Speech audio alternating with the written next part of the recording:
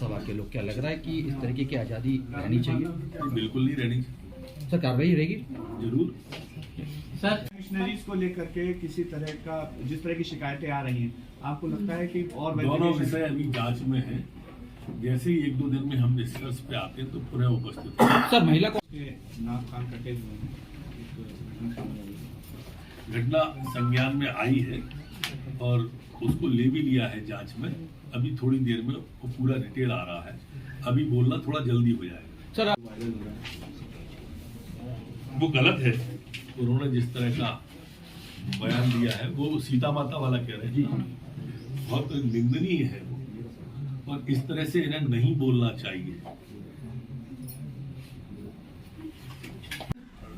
मध्य प्रदेश के अंदर पिछले आरक्षकों की भर्ती में 6000 पुलिस आरक्षकों की परीक्षा और परिणाम आ चुके हैं। फिजिकल का कुछ टेस्ट रह गया है, वो 6000 की भर्ती हो गई है और आने वाले दिनों में हम 7500 और आरक्षकों की भर्ती प्रारंभ करने वाले हैं। जी सर महिलाओं के साथ मैं जान ही रहा हूँ आराम से। सर महिला कांग्रेस का ये आरोप है, उसमें आफ्ताब नामक युवक है और लव जिहाद का मामला बन रहा है। बुरहानपुर में क्या कहेंगे आप इस पर? बुरहानपुर में एक दरगाह के अंदर लड़की की लाश मिली है। सभी विषय में बोलूंगा, सभी पे, किसी पे भी नहीं, मैं भागूंगा ही नहीं। हम ऐसे एकदम क्यों पूछ रहे हो सारे लोग? सभी के जवाब देने की कोशिश करूंगा जितना सफल होगा। चौराहे पे फांसी देनी चाहिए, चार दीवारी में नहीं देना चाहिए, क्योंकि एक अलग ही एग्जाम्पल सेट होगा। आपको क्या लग रहा है? क्योंकि एक कानून भी सरकार की तरफ से था कि दुष्कर्मियों को तुरंत फांसी दी जाए। था नहीं है लेकिन कानून कांग्रेस ये कह मध्य रही है प्रदेश सर, सरकार ने कानून बनाया हुआ है और दोनों तरह के अभियान इस प्रदेश के अंदर चल रहे हैं। जन जागरण का भी चल रहा है और कानून से कठोर कार्रवाई भी कर रहे हैं। सर लेकिन कांग्रेस कह रही है कि अब तक एक भी फांसी नहीं मिली इस तरह के दुष्कर्म। 38 मामलों के अंदर सजा हो चुकी है। सर बिल्कुल सही कह रहे हैं हम। राहुल गांधी की लोकप्रियता कन्हैया कुमार तक आ गई है, स्पष्ट तो बोला उन्होंने। तो बगल में उनके साथी बैठे थे राहुल गांधी के गुरु, वो माथा पकड़े थे। अब आप लोग इससे अंदाजा कर लीजिए, प्रेस कॉन्फ्रेंस बुला के अगर कन्हैया कुमार से टुकड़े टुकड़े गैंग के सरगना से, वैसे राहुल गांधी सबसे पहले मिलने जेएनयू में इसी टुकड़े टुकड़े गैंग के सरगना कन्हैया कुमार से गए थे, भारत तेरे टुकड़े होंगे वाले से। इस यात्रा का उद्देश्य जो है ना फलीभूत होता दिख रहा है। ये कन्हैया कुमार की ब्रांडिंग के लिए यात्रा निकाली है, जो टुकड़े टुकड़े गैंग है और नाम भारत जोड़ो दिया है।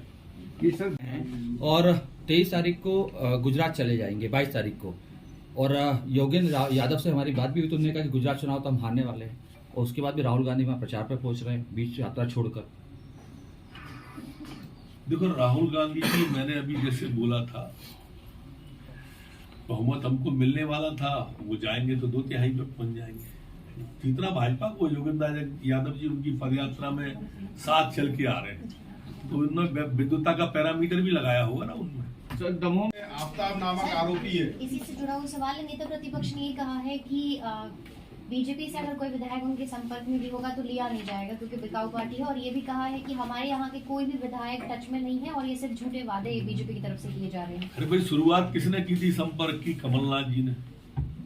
उस समय विधायकों को तोड़ने की शुरुआत किसने की थी? कमलनाथ जी ने। शुरुआत आप करो और चाहो कि हम जवाब भी नहीं दें, ऐसा कैसे संभव है? दिल्ली का कांग्रेस के ऐसे विधायक थे जिन्होंने क्रॉस वोटिंग की थी या सीधे द्रौपदी मुर्मू जी को वोट किया था। अब एक बार फिर से मध्य प्रदेश आ रही है, ऐसा लग रहा है कि कांग्रेस के कुछ एमएलए बीजेपी में आ सकते हैं, वो खासतौर पर जिन्होंने क्रॉस वोटिंग की। कमलनाथ भी कह रहे हैं कि उनके संपर्क में बीजेपी के कुछ लोग। कमलनाथ जी जब जब बोलते हैं ना तब तब कांग्रेस टूट जाती है।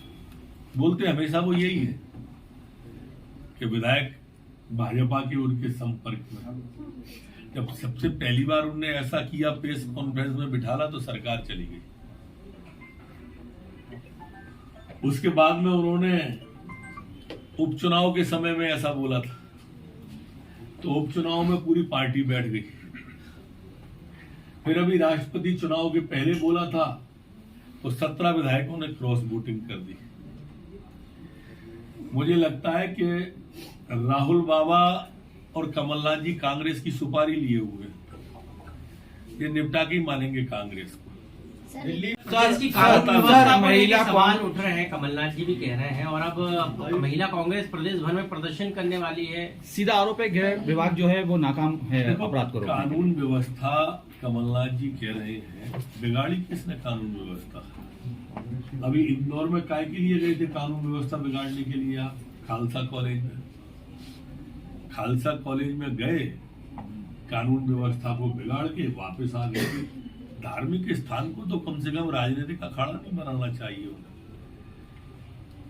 ऐसा नहीं करना चाहिए। आप खुद ही कानून व्यवस्था बिगाड़ रहे हो। आपके विधायक कोई खम्भे पे चढ़ जाते हैं, कोई खाद लूटने पहुंच जाते हैं।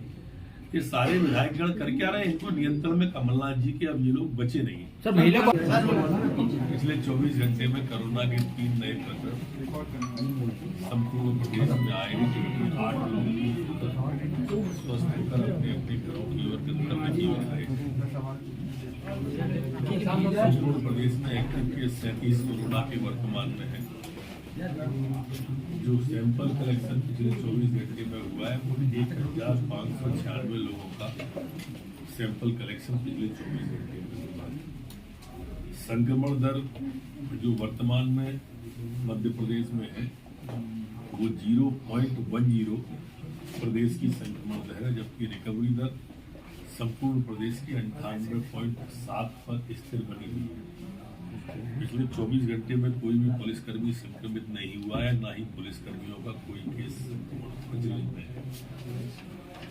वैक्सीनेशन जो पिछले 24 घंटे में हुआ है वो 797 लोगों का वैक्सीनेशन हुआ है।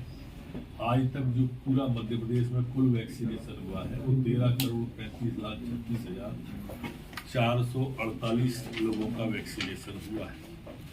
एक विषय और आपके ध्यान में डाल, आप दिल्ली के जो आफ्ताब वाला मामला विषय आया है, श्रद्धा के 35 टुकड़े शरीर के करके फ्रिज में रखने का, बड़ी लोमहर्षक घटना है, पीड़ादायी घटना है, विचलित कर देने वाला प्रसंग है।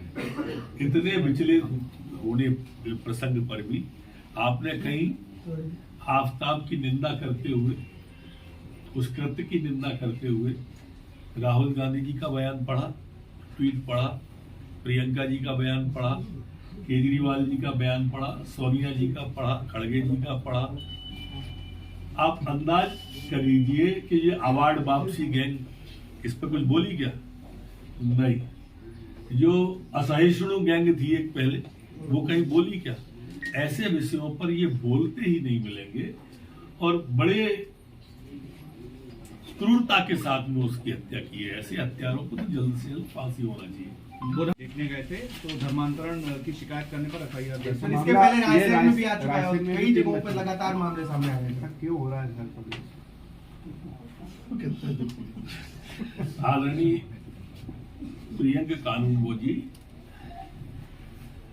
रायसेन भी गए थे, आदरणीय दमोह भी गए थे।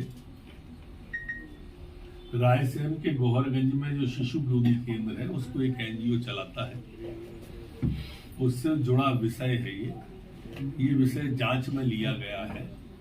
1-2 दिन में जांच आने पर इसके बारे में विस्तार से आपके सामने उपस्थित होगा। जहां तक दमोह का मामला है, वहां भी हमारे बाल संरक्षण आयोग के आदरणीय प्रियंका कानून जी गए थे। वहाँ हॉस्टल में जो है वहां पर उसके अंदर कुछ बच्चे थे, जिसमें से जनक गौड़ जो था उसके बारे में उन्होंने शिकायत की है आधारशिला संस्थान के बारे में। उन्होंने खुद ने ही रिपोर्ट की है, जिस पर 370 IPC की धारा और JJ एक्ट के तहत अभी मुकदमा दर्ज कर जांच में लिया गया है। पैसा एक्ट भी आज लागू है और इसके बाद कांग्रेस विरोध भी कर रही है। नेता प्रतिपक्ष सवाल खड़े कर रहे हैं सर, नेता प्रतिपक्ष सवाल खड़ा कर रहे हैं पैसा एक्ट पे। सर ये कहा जा रहा है कि विधानसभा चुनाव है, आदिवासियों को लुभाने की कोशिश है इस पैसा एक्ट के तहत। 12 का भी लोगे। नेता प्रतिपक्ष जी का बयान मैंने सुना, कुछ सांप बिच्छू जैसी बात कर रहे थे। वो काबिल दोस्त है मेरे, नेता प्रतिपक्ष बड़े सम्मानित हैं। दरअसल वो जिन लोगों से घिरे हुए हैं वर्तमान में उनका इशारा उस ओर रहा होगा। जहां तक कांग्रेस के विरोध का सवाल है, तो चाहे पैसा हो या प्रेसिडेंट,